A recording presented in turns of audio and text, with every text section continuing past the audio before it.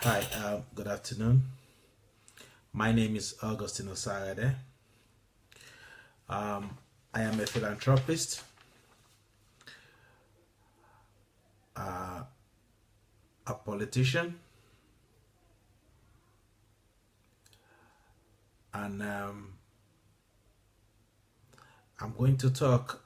First of all, I want to thank friends, relatives, uh, concerned individuals who took time to view my last video clip and shared it, because it was not a personal issue I shared in that video. It was a national issue that needs to be addressed, and I'm quite happy at the success of that video. I want to use this opportunity to thank everybody,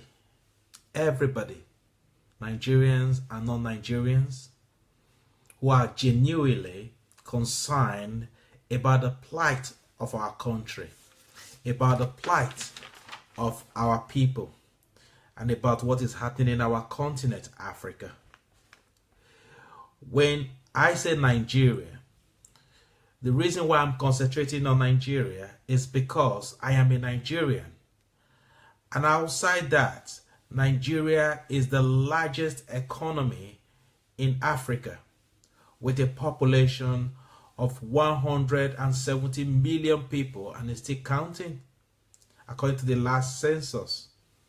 So, but that does not mean that other countries cannot learn from the issues that have been addressed. Most of the concern, most of the things that are happening in Nigeria is replicated all over Africa. So I use this opportunity to invite men and women from all across the continent, from all over the world, from Ghana, from Cameroon, from South Africa, from Namibia, from Zimbabwe, from Lesotho, everywhere, from the north of Africa, Niger Republic, from Morocco, from Tunisia. Everybody is affected, because this is the time for us to pick up what is left for our generation and create a future for the children yet unborn. So today I'm going to I'll be talking on a topic which I have titled Nigeria, Good Governance.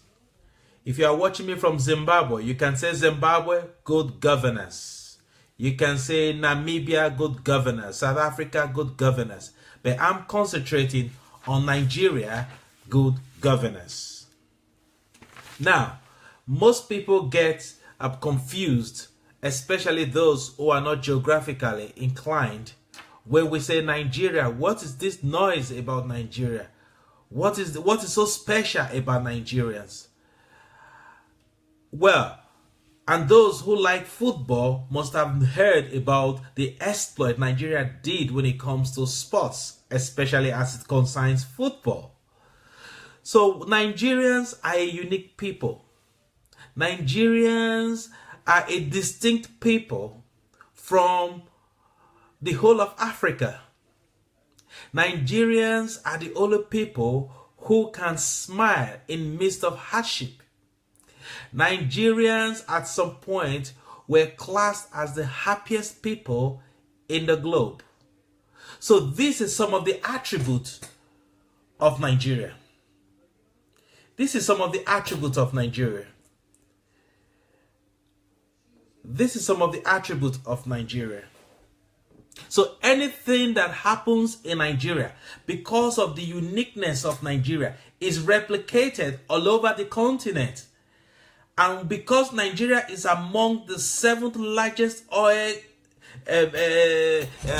producers in the world, when the economy of Nigeria is affected, when the production of oil in Nigeria is affected as a result of unrest, the world is affected.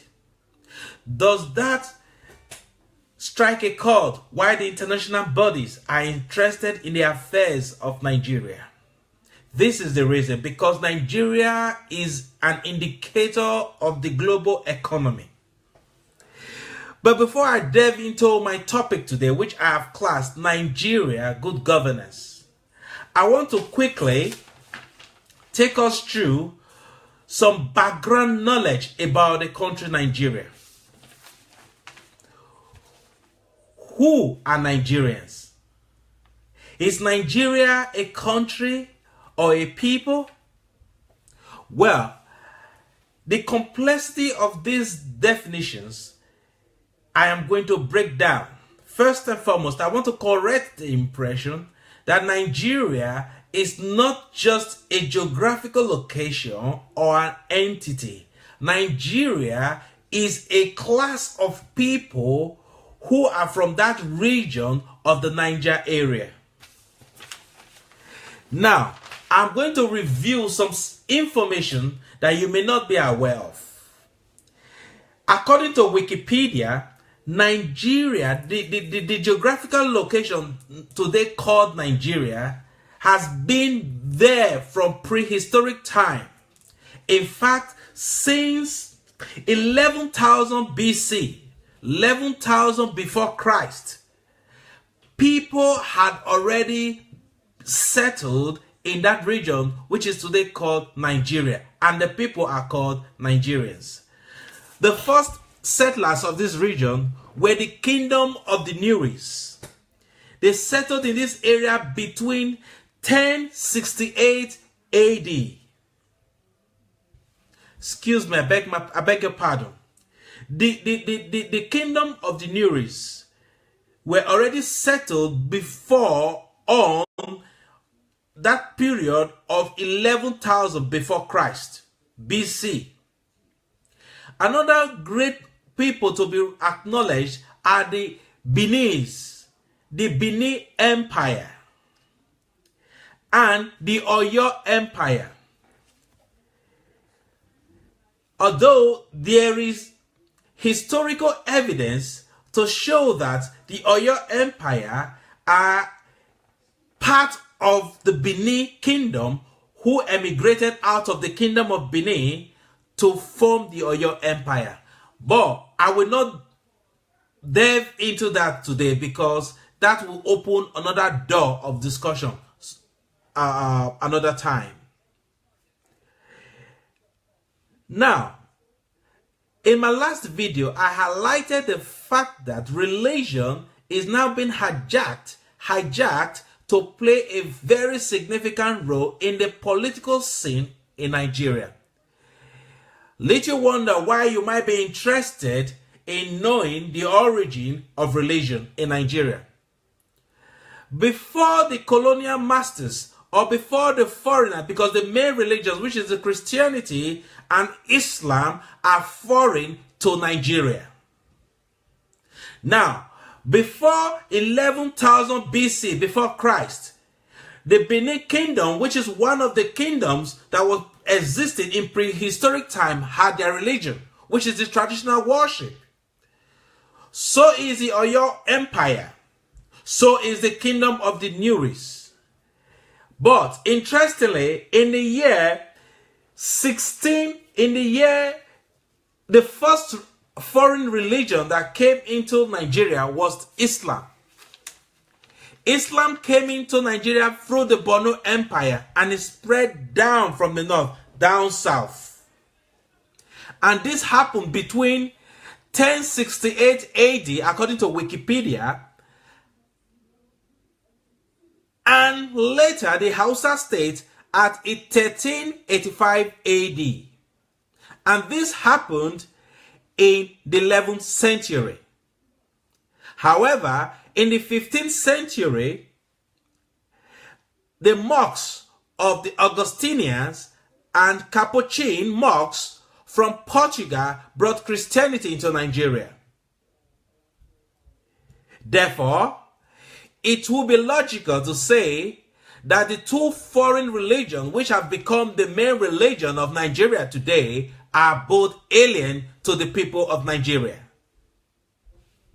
However, we cannot undermine the fact that apart from the Nuri Kingdom, the Benin Empire, and the Oyo Empire, we also have the Shonga Empire, which existed in prehistoric time in Nigeria.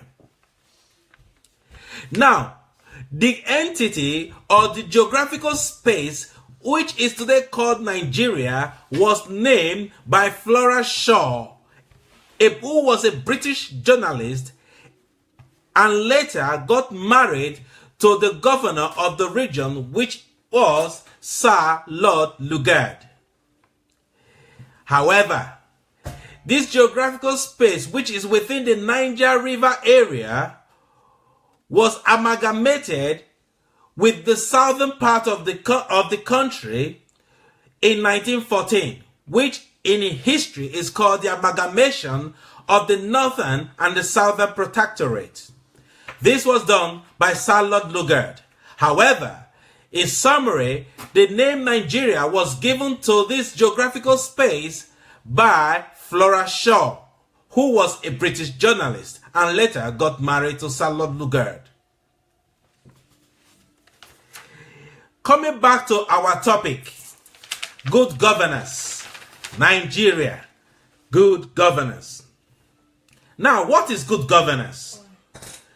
Good governance is leading the people in a manner that they want to be led. What do I mean? Good governance means an accountable governance. A governance that is flexible to the needs of the people. A leadership that is a servant to the people. So therefore, they are accountable to the people. Now, there are some principles I've highlighted to effect good governance, which is desperately needed in Nigeria. One of such principles is the rule of law. The rule of law states that nobody is above the law. This is the secret of development and achievement in Western world, where nobody is above the law. If you flout the law, you are called to account, and there are consequences, and you must face the full wrath of the law.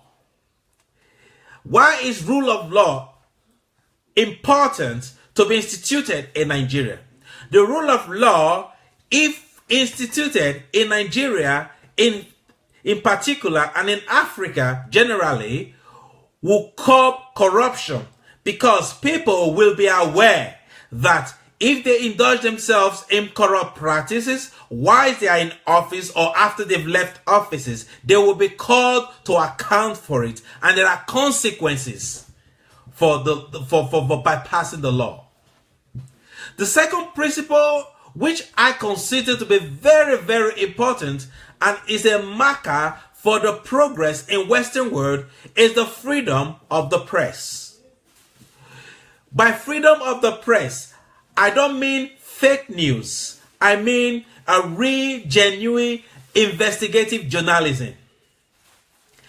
By so meaning, I mean financial journalism, social journalism, and personal journalism.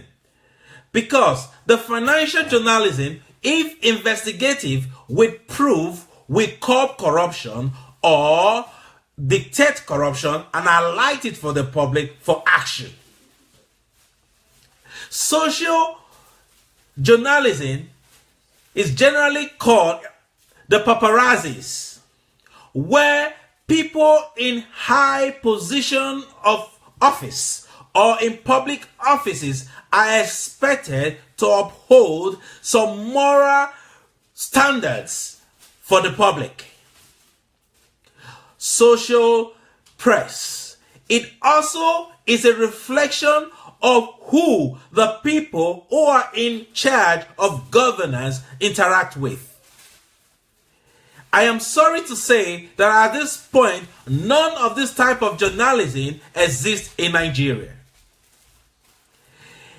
In 1989, if I'm not mistaken, a great journalist who tried to institute investigative journalism to expose corrupt leaders in Nigeria was murdered. I am talking about a great journalist. His name is Dele Giwa. May he so rest in peace. This journalist was murdered with the use of letter bomb in Nigeria. It was the first time that letter bomb was used in Nigeria. However, the event of the assassination of this journalist, Dele Giwa, brought fear and killed investigative journalism in Nigeria. At this junction, I think it is high time that Dele Giwa's statue be erected in major governmental parastatals in honor of this great journalist and as an icon for other journalists to emulate. I am also in support of putting the portrait of Mr. Dele Giwa in Nigeria currency today. I will come into this topic in subsequent broadcasts that I will be doing. The third principles of good governance I have highlighted is called the Extensive Enlightenment Campaign for the Nigerians and Africans in general.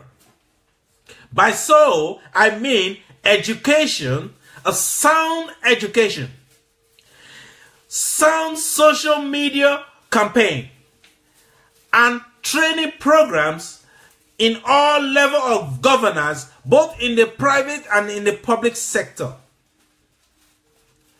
The fourth item I've highlighted here is called the legislation for the people, not for the lawmakers. How do I mean? Presently, the lawmakers that we have in Nigeria are only interested in making laws, creating bonuses for themselves, and making laws that will benefit them and them alone.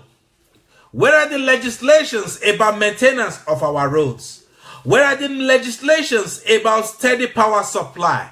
Where are the legislations about good competitive educational system? Where are the legislations about high-tech? Where are the legislations about plans for the future? Where are the legislations to create jobs for our youth?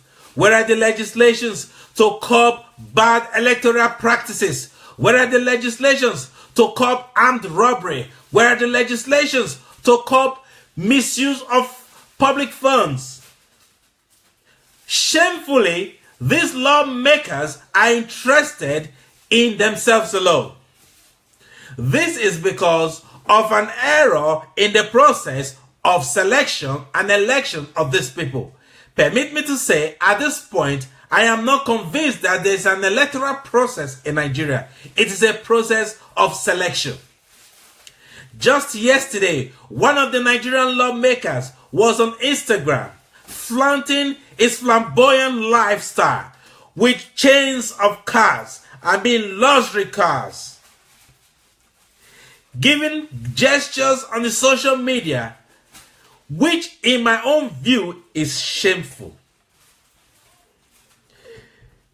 The fifth item is creating feedback systems and response to the public.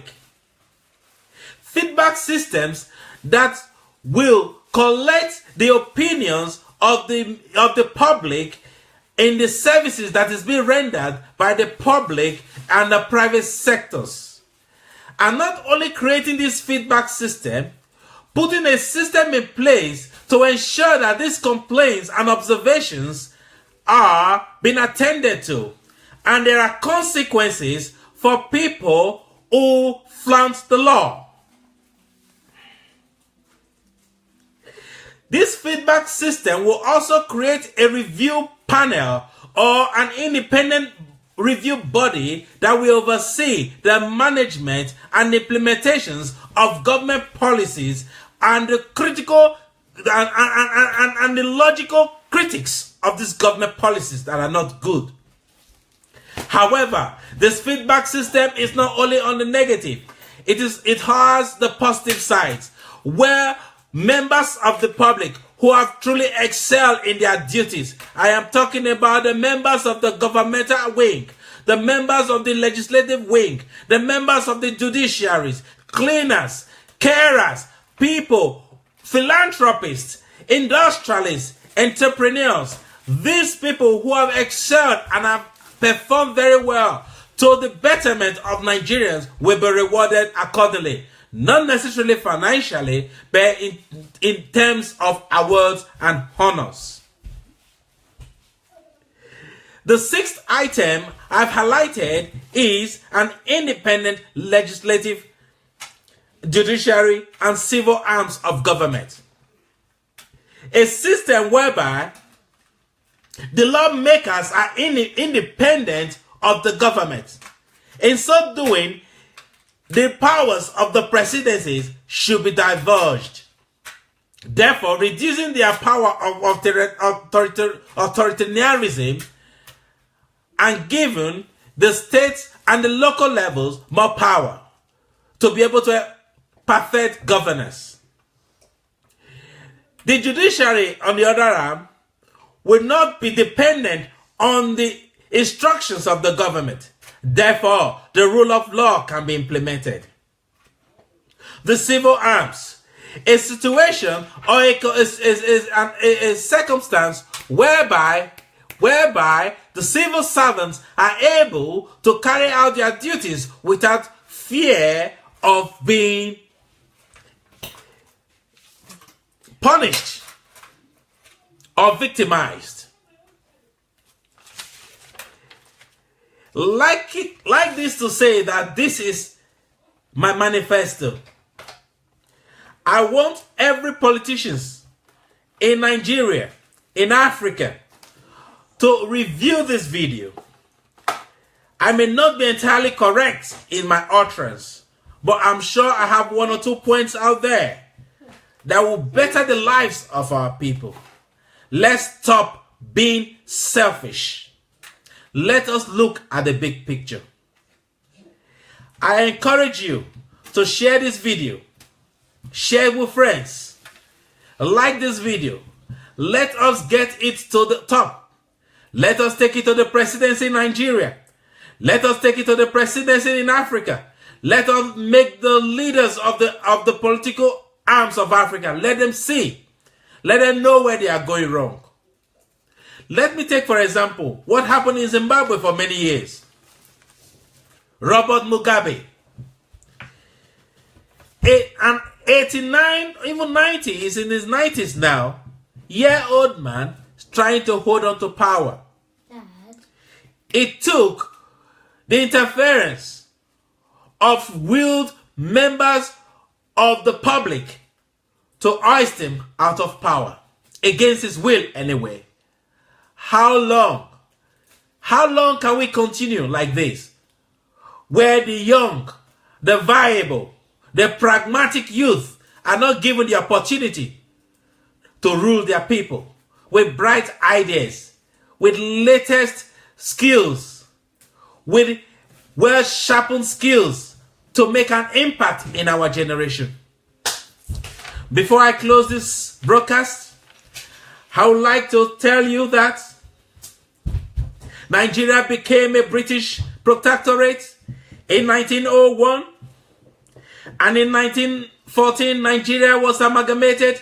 The Northern and the Southern Protectorate was amalgamated to form the country called Nigeria, and the name Nigeria was given by Flora Shaw, who was a British journalist and later got married to the governor of Niger area, which is called Nigeria, Sir Lord Lugard.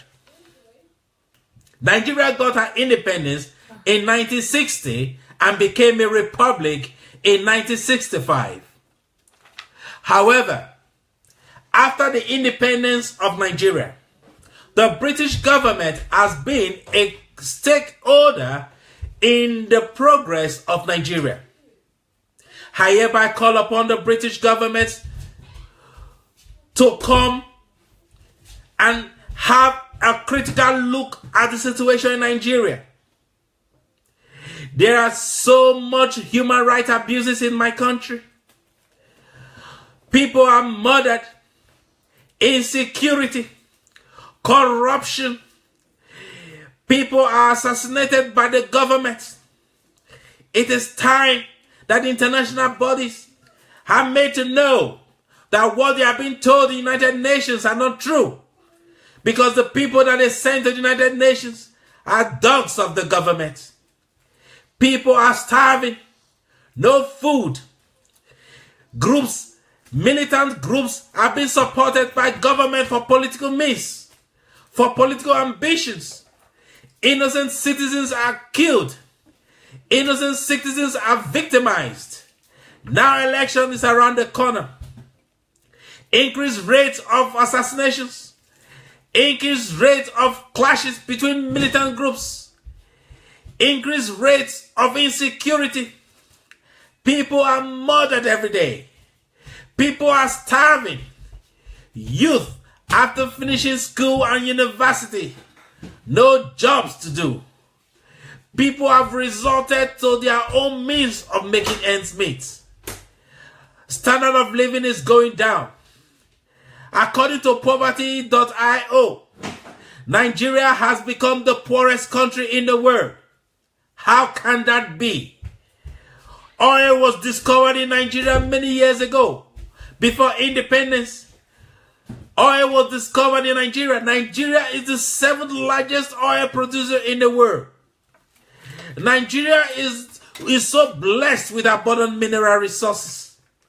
Nigeria is so blessed with vast land, agricultural lands, fertile grounds. Without fertilizer, Nigeria can produce enough food to feed the whole of Africa and Europe. But why is Nigeria in this situation? Why are Nigerians suffering? All over the world, why are Nigerians known for bad things? Why are they desperate? It's because of bad governance at home. No electricity, no water to drink, no security. Yesterday, one lawmaker, Dino Melaye, he was querying the fact that the government has withdrawn his entourage of police, armed police forces around him. And his query is that he's entitled to security. He's entitled because he has been threatened in the past. And I commented on his page, I said, are you the only one who has a valuable life?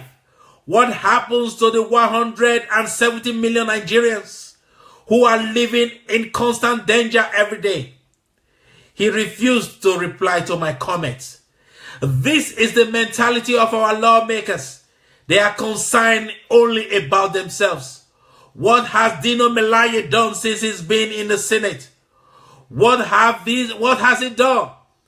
He has succeeded in amassing wealth for himself, displaying his entourage of luxury cars, which have been gotten through corrupt means. Is that what you were voted to go in there to do? Is that what all these politicians have been voted to go there to do?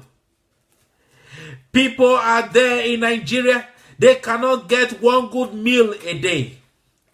And there in that same country, you have a senator with chains of cars. Cars he doesn't even need, that they've lost count.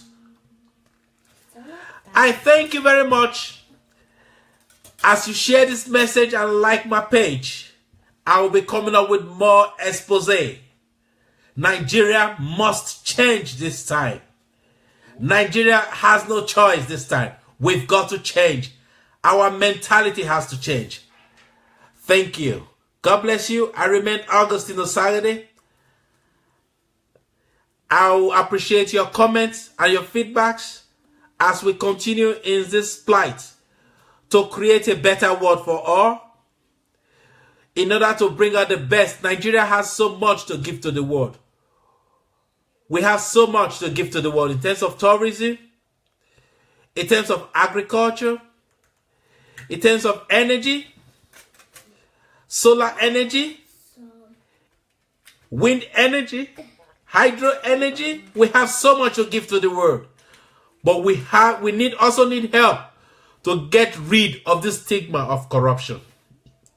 I want to thank all my friends who have tuned in, both in the UK, in Europe, in Nigeria, in Africa. I can see some friends from America. I can see some from Australia.